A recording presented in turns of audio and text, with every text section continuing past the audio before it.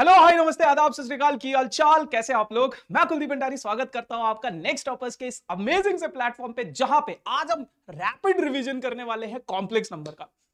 Rapid revision का मतलब क्या होता है कि यार ये पूरा का पूरा चैप्टर ना आप लोगों का 15 से 20 मिनट में मैं खत्म करवा दूंगा, जिसमें आप लोगों का पूरा चैप्टर के कॉन्सेप्ट्स और साथ के साथ एंड में ना आप लोगों के लिए यार कुछ ऐसे 5 इंपॉर्टेंट सवाल लेकर आया हूं मैं, जो आप लोगों के फाइनल एग्जाम्स में जरूर आएंगे। तो सेशन को एंड तक जरूर देखना, क्योंकि बहुत ज्यादा इंपॉर्टेंट है और वो 5 सवाल बहुत ज्यादा इंपॉर्टेंट है। बाकी यार अगर आप लोगों को मेरा इस चैप्टर का डिटेल्ड वीडियो देखना है, जिसमें मैंने बहुत सारे क्वेश्चंस कराए, बहुत सारी चीजें करवाई है, तो इसी का मेरा लगभग 2 घंटे का एक डिटेल्ड वीडियो भी है, आप लोग वो जरूर चेकआउट करना, यूट्यूब पे डला हुआ है। बाकी बढ़ते आगे बिना किसी देरी के साथ और जानने की कोशिश करते कि कॉम्प्लेक्स नंबर में ना टॉपिक्स क्या क्या है, फिर उसके बाद इनको डिटेल में समझाऊंगा। तो सबसे पहले आप इंट्रोडक्शन पढ़ोगे, फिर कॉन्सेप्ट ऑफ आयोटा, फिर कॉम्प्लेक्स नंबर को रिप्रेजेंट कैसे किया जाता है, फिर आप लोगों के पास है एलजेब्रा ऑफ कॉम्प्लेक्स नंबर, यानी कि दो कॉम्प्लेक्स नंबर को एडिशन, सब्ट्रैक्शन, मल्टीप्लिकेशन और डिवीजन कैसे किया जाता है। फिर आता है मॉड्यूलस एंड कॉन्जुगेट, जहां पे बच्चे ना बहुत ज्यादा फंसने वाले। फिर उसके बाद Argand plane and polar representation. अब देखो यार, इस टॉपिक की ना अपनी ही एक कहानी है। ये जो टॉपिक है ना, एनसीईआरटी ने ये टॉपिक आप लोगों के बुक में मेंशन तो किया है, बट इसके सारे के सारे क्वेश्चन डिलीट कर दिए, मतलब क्वेश्चन एक भी नहीं है। तो आप लोगों के फाइनल एग्जाम में आ सकते क्वेश्चन, इसलिए मैं कुछ क्वेश्चंस आप लोगों को जरूर करवाऊंगा। ठीक है जी, चलो तो बात करते हैं कॉम्प्लेक्स नंबर की शुरुआत कहां से होती है। तो अगर आप लोगों को याद होगा, 10th ग्रेड में आप लोगों ने क्वाड्रेटिक इक्वेशन पढ़ी थी, है ना। मान लो आप लोगों के पास ये क्वाड्रेटिक इक्वेशन है और इस क्वाड्रेटिक इक्वेशन के मैं रूट्स निकालना चाहता हूं। तो x की वैल्यू अगर मैं निकालने की कोशिश करूं तो वो क्या हो जाएगा, अंडर रूट ऑफ -4। अब यार हमें ये बताया जाता था कि कभी भी अगर अंडर रूट के अंदर कोई नेगेटिव नंबर आ जाए तो आप उसको सॉल्व ही नहीं कर सकते हो। लेकिन लेकिन लेकिन यहां पे आपके पास एक नई टर्म का इजाद होता है, जिसे बोला जाता है आयोटा, और वो आयोटा को हम आई से रिप्रेजेंट करते हैं। और आयोटा एक्चुअल में होता क्या है, अंडर रूट ऑफ -1। अगर कहीं पे आपको अंडर रूट ऑफ -1 दिख जाए तो वो आयोटा के इक्वल होता है। भैया ये आयोटा क्या है, जैसे अल्फा बीटा गामा पढ़ते थे ना, ग्रीक लेटर्स, थीटा एंगल को रिप्रेजेंट करने के लिए, वैसे ही आयोटा जो है वो अंडर रूट ऑफ -1 को रिप्रेजेंट करता है। ठीक है जी। अच्छा, उसके बाद अगर हम बात करें पावर ऑफ आयोटा, बहुत इंपॉर्टेंट टॉपिक है, इसके ऊपर आप लोगों के पास 1 मार्कर क्वेश्चन आता है, कुछ क्वेश्चन इंपॉर्टेंट क्वेश्चन भी लिखे। तो आयोटा की पावर अगर 1 है तो आयोटा के इक्वल 2 है, तो -1 के इक्वल 3 है, तो माइनस आयोटा के इक्वल, और आयोटा की पावर 4 है तो वो 1 के इक्वल हो जाता है। अब अगर कहीं पे आपके पास आयोटा की पावर जैसे 135 आ जाए, तो इसको सॉल्व कैसे करना है, आपको अपने एक्सप्रेशन को 4 के मल्टीपल की फॉर्म में रिप्रेजेंट करना है। 4 के मल्टीपल की फॉर्म में, अगर 4k + 1 है तो वो आयोटा के इक्वल होगा, 4k + 2 है तो आयोटा स्क्वायर, 4k + 3 है तो आयोटा की पावर 3, 4k के इक्वल है तो यानी कि आयोटा की पावर 4। तो 135 को आपने ब्रेक कर दिया, 4 × 33 + 3 यानी कि 4k + 3 वाला एक्सप्रेशन है ये वाला। तो ये क्या हो जाएगा, आयोटा की पावर 3 के इक्वल, और ये किसके इक्वल है, माइनस आयोटा के इक्वल। समझ आया। वैसे ही बहुत ही इंपॉर्टेंट सवाल आप लोगों के एग्जाम में आता है, आयोटा की पावर n प्लस आयोटा की पावर n+1 प्लस आयोटा की पावर n+2 प्लस आयोटा की पावर n+3, इसकी वैल्यू निकालनी है।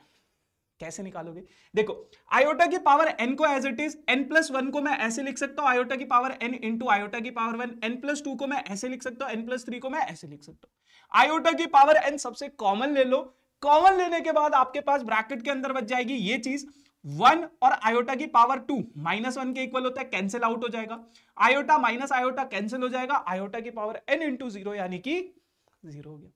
बहुत सिंपल। उसके बाद बात करते हैं कि कॉम्प्लेक्स नंबर को रिप्रेजेंट कैसे किया जाता है। देखो यार, किसी भी कॉम्प्लेक्स नंबर को अगर आप लोग रिप्रेजेंट करना चाहते हो तो उसको एक सिंबल z से रिप्रेजेंट किया जाता है, और ये होता है x + आयोटा y के इक्वल। अब यहां पे दो चीजें आपके पास, एक है x और एक है y, दोनों के दोनों ना अपने आप में बहुत ज्यादा इंपॉर्टेंट है। x जो होता है वो होता है बेटा real part of a complex number, यानी कि किसी भी कॉम्प्लेक्स नंबर में जो रियल पार्ट होता है, दो पार्ट होते हैं, एक इमेजिनरी और एक रियल। रियल पार्ट कौन सा है, x, और इमेजिनरी पार्ट कौन सा है, y। जैसे अगर मैं बात करूं, आपके पास है 3 + 2 आयोटा, मान लो ये है, तो इसमें रियल पार्ट क्या हो जाएगा, 3 हो जाएगा, और इमेजिनरी पार्ट यानी कि y क्या हो जाएगा, 2। तो ये आपके पास कॉम्प्लेक्स नंबर की रिप्रेजेंटेशन हो गई।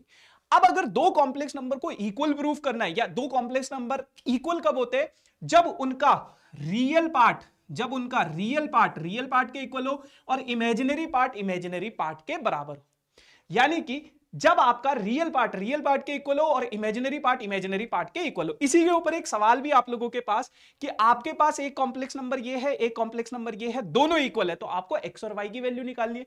तो भैया इसका रियल पार्ट क्या है 4x, इसका रियल पार्ट क्या है 3, इसका इमेजिनरी पार्ट क्या है ये, इसका इमेजिनरी पार्ट क्या है -6। तो रियल पार्ट के इक्वल, इमेजिनरी पार्ट के इक्वल। सॉल्व करोगे तो ये दोनों वैल्यूज आ जाएंगी, सॉल्व जरूर करना, ठीक है जी। अच्छा, अब यहां पे वापस चलते, यहां पे कभी अगर आपके पास x की वैल्यू 0 हो जाए तो आपका कॉम्प्लेक्स नंबर आयोटा y के इक्वल आ जाता है और इसे बोला जाता है प्योरली इमेजिनरी। जैसे अगर मैं इसके एग्जांपल लिखूं कि आपके पास कोई रियल पार्ट है ही नहीं, 2 आयोटा -3 आयोटा, सिर्फ इमेजिनरी पार्ट है, तो वो क्या हो जाता है आप लोगों के पास प्योरली इमेजिनरी।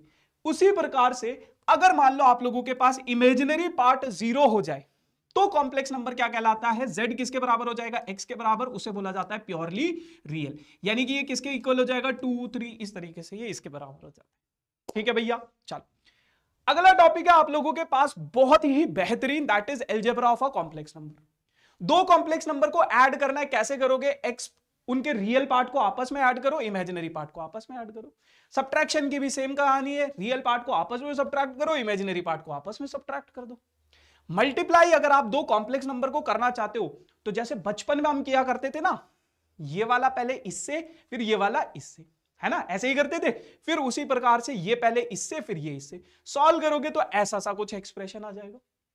अगर आपके पास डिवाइड करना है दो कॉम्प्लेक्स नंबर को तो दोनों कॉम्प्लेक्स नंबर को डिवाइड कर दो, लेकिन डिवीजन में ना एक पंगा हो जाता है। जैसे 10th ग्रेड में आपको याद होगा या 9th ग्रेड में आपने पढ़ा होगा रेशनलाइजेशन। कभी भी अगर डिनोमिनेटर में कोई इरेशनल नंबर आता है तो क्या करते हैं, रेशनलाइजेशन। उसी प्रकार से अगर कभी भी डिनोमिनेटर में आप लोगों के पास कोई कॉम्प्लेक्स नंबर आ जाए तो उसके कॉन्जुगेट से ऊपर और नीचे मल्टीप्लाई डिवाइड करना पड़ता है। क्या मतलब है, कॉन्जुगेट को समझो पहले, है ना। कॉन्जुगेट क्या होता है, मान लो कोई कॉम्प्लेक्स नंबर है z is equals to x plus iota y। Conjugate को रिप्रेजेंट करते हैं z के ऊपर एक बार डंडे से, ठीक है। और ये क्या करता है, ये आपके पास जो भी इमेजिनरी पार्ट होता है उसका साइन क्या कर देता है, चेंज कर देता है। जैसे मान लो आपके पास है -2 + 3 आयोटा, तो इसका कॉन्जुगेट क्या हो जाएगा आपके पास -2 - 3 आयोटा। सिर्फ ये वाला जो इमेजिनरी पार्ट है उसके आगे जो भी नंबर होगा उसका साइन चेंज कर देगा। ये कॉन्जुगेट है, बहुत बेहतरीन चीज है। तो डिवीजन में क्या होगा, अगर कभी भी आपके पास डिवीजन आ जाए तो आपको क्या करना है, नीचे वाले के कॉन्जुगेट से ऊपर भी और नीचे भी मल्टीप्लाई डिवाइड कर देना, फिर उसको सिंप्लीफाई कर देना, जो भी आंसर आएगा सॉल्व हो जाएगा।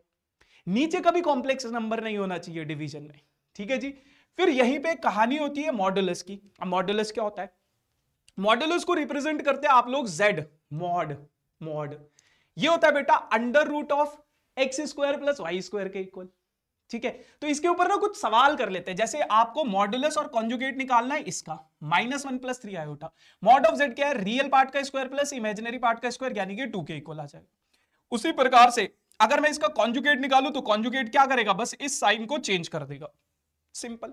एक सवाल है आपके पास, ये एक एक्सप्रेशन है, इसको a + आयोटा b की फॉर्म में रिप्रेजेंट करना है। तो मैंने आपको बताया कभी भी अगर डिनोमिनेटर में कोई कॉम्प्लेक्स नंबर हो तो क्या करना है, उसके कॉन्जुगेट से ऊपर नीचे मल्टीप्लाई डिवाइड कर दो। इनको सॉल्व करो, मल्टीप्लाई, जैसे 5 को 1 से, फिर इसको इससे, फिर इसको इससे, फिर इसको इससे, सॉल्व करने के बाद आप लोगों के पास ये आ जाएगा, सॉर्टेड। एनसीईआरटी में आप लोगों के पास सिर्फ इसी लेवल की चीज है। ये कुछ प्रॉपर्टीज भी है यार यहाँ पे मॉडुलस और कॉन्जुगेट की, तो इन प्रॉपर्टीज को जरूर देखना। वैसे बहुत सारी प्रॉपर्टीज है बट एनसीईआरटी में सिर्फ और सिर्फ इतनी प्रॉपर्टीज है।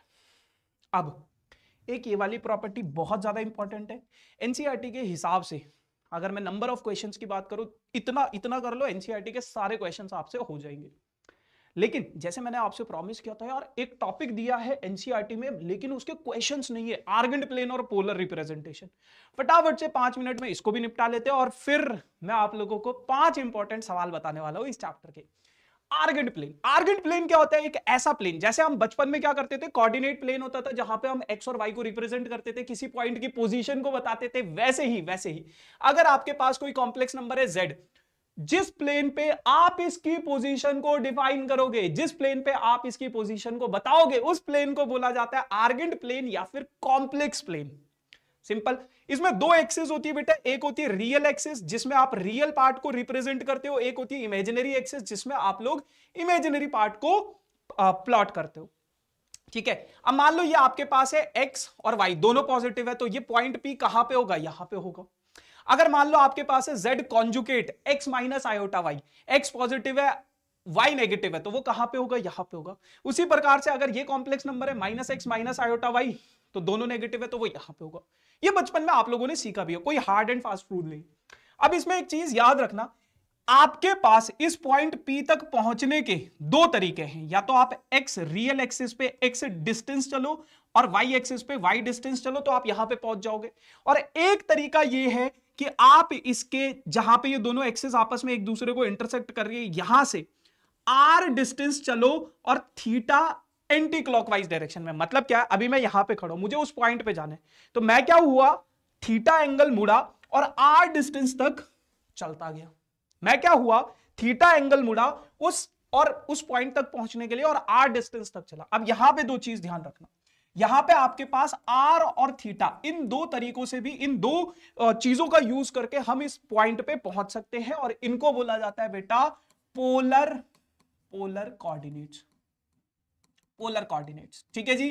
चलो, अब यहीं से एक नई टर्म की इजाद हुई है, दैट इज पोलर रिप्रेजेंटेशन। तो यार आपका जो कॉम्प्लेक्स नंबर होता है ना, जो कि x प्लस आयोटा y की फॉर्म में, जब आप इसको r और थीटा की फॉर्म में रिप्रेजेंट करते हो, ध्यान से सुनना, जब आप इसको r और थीटा की फॉर्म में रिप्रेजेंट करते हो, तो उसको बोला जाता है पोलर रिप्रेजेंटेशन। क्या बोला जाता है, पोलर रिप्रेजेंटेशन। अब भैया ये क्या है, r क्या होता है बेटा, r होता है मॉडुलस इसके बराबर। कैसे आया भैया, ये कैसे इसके इक्वल होगा, वो मैंने अपने डिटेल्ड वन शॉट में बताया। डिटेल में कुछ चीज जानना चाहते हो तो वो जरूर देखना। यहां पे तो यार, क्योंकि अगर यहां पे मैं डिटेल में बताऊंगा तो 2-3 घंटे ऐसे निकल जाएंगे, फिर रिवीजन का कोई फायदा नहीं। ये सिर्फ रिवीजन पर्पस के लिए, ठीक है जी। एंगल थीटा की अगर मैं बात करूं, तो थीटा को बोला जाता है प्रिंसिपल आर्गुमेंट, और इसकी जो वैल्यू होती है माइनस पाई से बड़ी होती है और पाई के इक्वल या फिर पाई से छोटी होती है। अब पोलर फॉर्म में मान लो ये आपके पास कोई कॉम्प्लेक्स नंबर है, इसको पोलर फॉर्म में कैसे रिप्रेजेंट करना है, यहां पे x की वैल्यू -1, y की वैल्यू √3। सबसे पहले आप लोग r निकाल लो। r कैसे निकालोगे, बहुत सिंपल है, ऐसे इस फॉर्मूले से 2 आ गया। अब क्या करना है, आपको थीटा निकालना है। थीटा के लिए आपको पहले अल्फा निकालना पड़ेगा। कोई एंगल मान लो अल्फा, जो कि tan inverse imaginary part of z divided by real part of z के इक्वल। अब उसके बाद अगर आपका complex number first quadrant, second quadrant, third quadrant, fourth quadrant, किस क्वाड्रेंट में है वो देखो, और उसके हिसाब से थीटा की वैल्यू डिसाइड होगी। अब आपके पास क्या था, x नेगेटिव y पॉजिटिव, कौन सा quadrant, second quadrant. Second quadrant में थीटा किसके इक्वल है, पाई माइनस अल्फा के, पाई माइनस अल्फा। तो r का वैल्यू क्या था, 2, मतलब पोलर फॉर्म क्या होती है, 2 cos 2π/3 प्लस आयोटा साइन 2π/3। ऐसे आप लोग पोलर फॉर्म में इसको रिप्रेजेंट कर लोगे। अब भैया ऐसा क्यों होता है कि ये वैल्यूज लेनी पड़ती है, इसका डिटेल्ड अगर आप जानना चाहते हो तो मेरा वन शॉट वीडियो जरूर देखना, बहुत इंपॉर्टेंट है, ठीक है। बाकी यार यहीं तक हमारी कहानी थी। अब मैं आप लोगों को 5 इंपॉर्टेंट क्वेश्चंस बता देता हूं, जो इस चैप्टर से आप लोगों के पास जरूर आएंगे, आ सकते हैं। तो ये वो 5 क्वेश्चंस है, इनकी प्रैक्टिस जरूर करना, कॉम्प्लेक्स नंबर में कुछ करो ना करो। बाकी thank you so much guys for this amazing session. अब हम मिलेंगे किसी नए सेशन में नई कहानी के साथ, तब तक के लिए टाटा बाय बाय।